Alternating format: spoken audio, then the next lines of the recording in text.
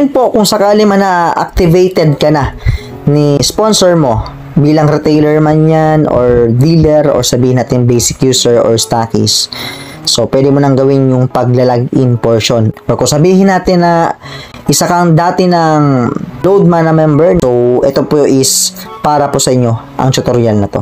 So, ngayon po, ang gagawin natin dyan is kapag nasa website ka na or nasa application ka na, so, yan yung unang mapapop up, okay? And then, may magtatanong dyan si application kung online ba or offline. So, ang mangyari po dyan is i-click nyo po itong offline para at least mamaya pag-process po ninyo, hindi siya mag-hang. Okay? And then, pipili ka ng Smart Gateway or Globe Gateway. So, ito po, wala po problema kung kahit saan po dyan yung piliin nyo. As long na unlitextol networks ka, walang problema dyan. So, meron tayong gateway kasi nga, pag halimbawa magta-transact tayo offline transaction, so through right message po tayo nagta-transact. Yung gateway na yan, yan po yung daanan ng mga transactions natin dito kay Loadmana Incorporated.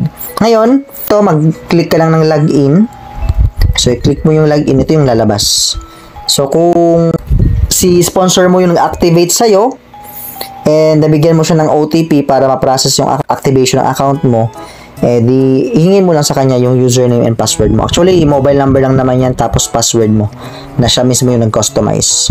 Ngayon, kung sabihin natin independent ka lang na nag-self-activate, something like that, halimbawa napa-inquire ka lang sa page, kumbaga nag-sign up ka lang sa affiliate link, so ang gawin mo is i-forgot password mo lang to.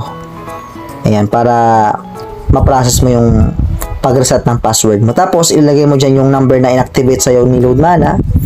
And then, may ma-receive kang 6 digits OTP number. Pagkalagay mo yan, ito na yung gagawin mo. Siyempre, mag-customize ka ng password. So, ako pag suggestion ko sa mga business partners natin dyan, so, palagi nasisimula sa at, tapos yung words dapat may capital letter na isa. Okay, tapos the rest, number na. Ganun lang. Pagka nagawa mo ng pag-customize, i-change password mo lang, automatically ma-change password yun, balik ka doon sa Loadmana application. Ayan, input mo na dyan yung information para magkaroon ka ng access sa ating Loadmana application. So, ganoon lang kasimple po mga ka-partners, no? So,